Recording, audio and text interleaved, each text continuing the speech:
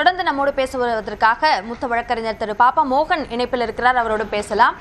Sir வணக்கம். இப்போ தண்டனை விவரம் அறிவிக்கப்பட்டிருக்கு. இதுல தண்டனை குறைப்பிற்கு வாய்ப்பில்லாத ஆயுள் தண்டனை என்று குறிப்பிட்டிருக்கிறார்கள். இது அதிகபட்ச தண்டனை நீங்க கருதுறீங்களா?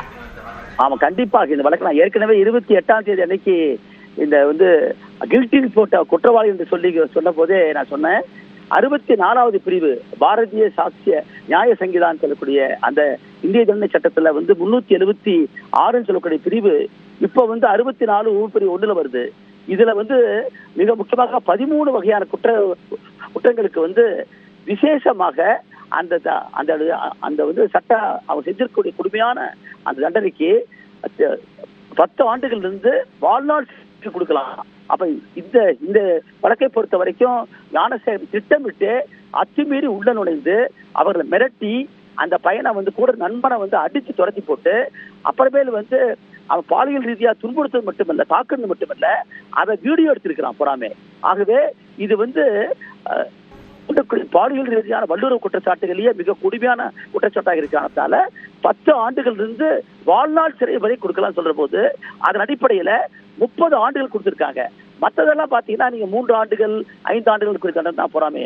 அதுல பாரதிய நியாய சங்கீதா பொறுத்த வரைக்கும் 12 குற்றச்சாட்டுகள்ல 11 குற்றச்சாட்டுகள் நிரூபிக்கப்பட்டிருக்கின்றன.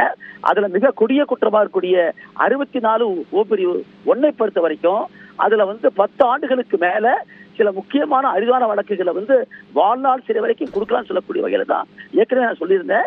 அந்த அடிப்படையில் தான் நம்முடைய மாண்பு நடுவர் அவர்கள் 30 ஆண்டுகள் கொடுத்திருக்காங்க. அது மட்டுமல்ல 90,000 ரூபாய் மொத்த ஃபைன் தான் வந்திருக்குது. அது மற்ற வழக்குகளுக்கு மற்ற குற்றச்சாட்டு பிரிவுகளா இருக்குல்ல, தண்டிக்கப்பட்ட பிரிவுகள், அந்த பிரிவுகளை 3 ஆண்டுகள் 5 ஆண்டுகளா இருக்குது. அது மட்டுமல்ல இதுல இந்த ஐடி ஆக்ட் தகவல் தொழில்நுட்ப சட்டத்தின் பிரகாரம் அவர் அதை படம் பிடித்து அதை பாலியல் ரீதியா தொண்டை காட்டி அந்த பிரிவு வந்திருக்குது. அதே பெண்களை துன்புறுத்தக்கூடிய சட்டம் முறையில தனியாக வந்திருக்கு போறாமே. அப்ப இந்த 3 முக்கியமான சட்டங்கள் அடிப்படையிலையும் இந்த பாரதிய நியாய சங்கீதான்னு சொல்லக்கூடிய அந்த வழக்கிலும் அதுல அதிகபட்சமாக இருக்கக்கூடிய மிக கொடுமையான குற்றச்சாட்டு இருக்கக்கூடிய 64 பிரிவு 1ல 3வது உபப்பிரிவுல 13 வகையான குற்றச்சாட்டுல ஒரு பெண்ணை தாக்கி அதன் பேர்ல வல்லுறவு கொள்றது, அது மட்டுமல்ல அதே படம்பிடித்து பிளாக்மெயில் பண்றது, அந்த குற்றச்சாட்டுகளை தான் இப்போ அவங்க 30 ஆண்டு கொடுத்திருக்காங்க. மற்ற குற்றச்சாட்டுகள் கொடுத்து தண்டனை போறான் கன்கரண்ட் ஆயிடும் போறாங்க. இது மேக்ஸிமம் பனிஷ்மெண்ட் இதுலயே கொடுத்திருக்காங்க. ஆகவே இந்த 30 ஆண்டுகள் என்பது வாழ்நாள் அவருக்கு எந்த விதமான ரிவிஷனும் மொத்ததே கிடையாது. அந்த அடிப்படையில் கொடுத்திருக்காங்க போறாமே. இது நல்ல தலை சிறந்த ஏன்னா இந்த மாதிரி வழக்குகள் இப்படிப்பட்ட குற்றச்சாட்டு தண்டனை ஒன்றுதான் எச்சரிக்கையாக இருக்கும். தமிழ்நாட்டிலும் அச்சடம் நடக்கக்கூடிய இன்னைக்கு இருக்கிற சூழல் இருக்கக்கூடிய மிக கொடூரமான இந்த பாலியல் வல்லுறவு மற்றும் வரக்கூடிய துன்புறுத்தலுக்கு இது ஒரு பாடமா அமைன்னு கருதுறேன். திரு மோகன், இப்போ இதுல இந்த தண்டனை குறைப்புக்கு வாய்ப்பில்லாத ஆயுள் சிறை என்றால் ரெமிஷனுக்கு வாய்ப்பில்லை என்று மட்டும்தான் நாம பார்க்கணுமா, இல்ல வேற என்னென்ன விஷயங்களுக்கு வாய்ப்பில்லாமல் போகும்னு நினைக்கிறீங்க? அதாவது விசாரணை நீதிமன்றம் கொடுத்திருக்கிற தீர்ப்பு அடிப்படையில் 30 ஆண்டுகள் கொடுத்திருக்காங்க. இதுல அப்ப 30 ஆண்டுகள் சொன்னாவே அவருக்கு வாழ்நாள் சிறை கொடுக்கக்கூடிய வாய்ப்பு இருந்தா கூட கொடுக்கல. வாழ்நாள் சிறைனா அதுல எண்டே கிடையாது. அதுக்கு கடைசி வரைக்கும் இருக்க வேண்டியதான். அவருக்கு எந்த விதமான ரெமிஷன் மத்தெல்லாம் ஒன்றுமே கிடையாது. இப்போ 30 ஆண்டுகள் கொடுத்திருக்கிறது. அவருக்கு தொடர்ச்சியாக 30 ஆண்டுகள் போது 20 ஆண்டுகளே கேட்கலாம்.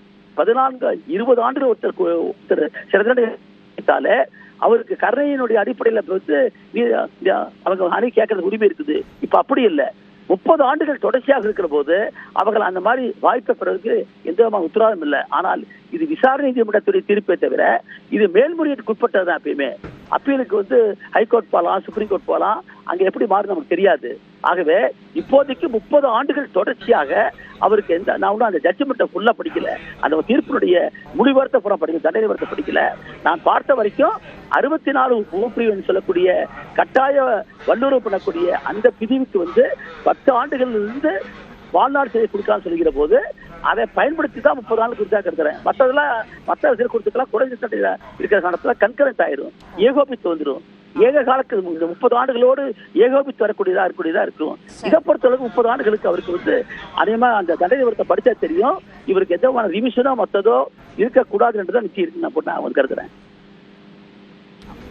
நன்றி திரு மோகன். இணைப்பில் உங்களுடைய கருத்துக்களை எங்களோடு பகிர்ந்து கொண்டமைக்கு.